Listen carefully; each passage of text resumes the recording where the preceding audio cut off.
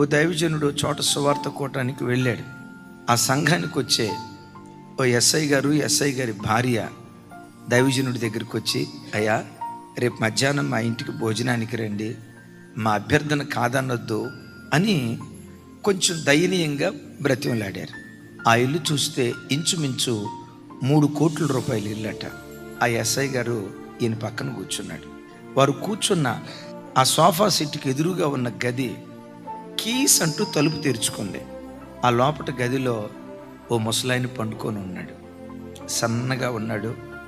చావు బ్రతుకుల మధ్యలో ఇవాళో రేపో చనిపోతాడేమో అన్నట్లుగా ఉన్నాడు. వెంటనే ఈ దైవజనుడు ఆ ఎస్ఐ గారిని అడిగాడు, సార్ ఎస్ఐ గారు, మీ నాన్నగారా అని. ఆయన బొల్లుమని ఏడుస్తా, మా నాన్నగాదయ్యా, నా కడుపును పుట్టిన పెద్ద కొడుకు చావు బ్రతుకుల మధ్యలో ఉన్నట్టున్నాడు, ఏమైంది? అప్పుడు ఈయన అడవటం ప్రారంభించాడట. నాది ఉద్యోగం ఎస్ఐ ఉద్యోగమే కానీ నా గుండెకోత ఎవరికీ చెప్పుకోలేను సార్. 3 పిల్లలు, ఒక్కడు ప్రయోజకుడు కాల. నా ఇల్లంతా మొండ్ల చెట్టుతో నిండుకొని ఉంది సార్. ఒరే ఇంజనీరింగ్ చదవరాని వైజాగ్లో గీతం కాలేజీలో జాయిన్ చేశారు. ఇంజనీరింగ్ పూర్తి అయ్యేసరికి ఇంజనీరింగ్ సర్టిఫికెట్తో ఇంటికి రావాల్సిన వాడు ఎయిడ్స్ రోగంతో వచ్చాడు. ఎయిడ్స్ రోగంతో ఆయన ఏడుస్తూ అన్నాడు, పెద్దోడు పోతే పోయాడు సార్. తతిమ 2 కొడుకులు ఉన్నారు, 2 పరిస్థితి కూడా అదే. 2వడు ఉన్నాడు సార్, తాగుబోతు, డ్రగ్గిస్ట్.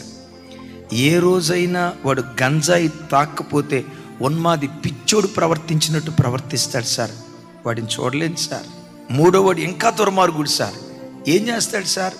నేను ఏ టౌన్లో పోలీస్ డిపార్ట్మెంట్లో పోలీస్ అధికారిగా పనిచేస్తానో ఇదే టౌన్లో వాడు దొంగతనాలు చేస్తాడు సార్. తండ్రిగా నా గుండెకోత ఎవరికి చెప్పుకునేది?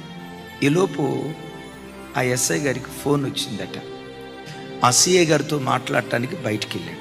ఆయన ఎప్పుడైతే బయటికి వెళ్ళాడో కిచెన్లో నుంచి ఆయన భార్య వచ్చిందట. అయ్యగారు, ఆడు మొసల కన్నీళ్ళు చూసి మీరేం మోసపోవద్దు అయ్యగారు అందట. ఎందుకమ్మా భర్తను పట్టుకొని ఆ మాట అంటున్నావు?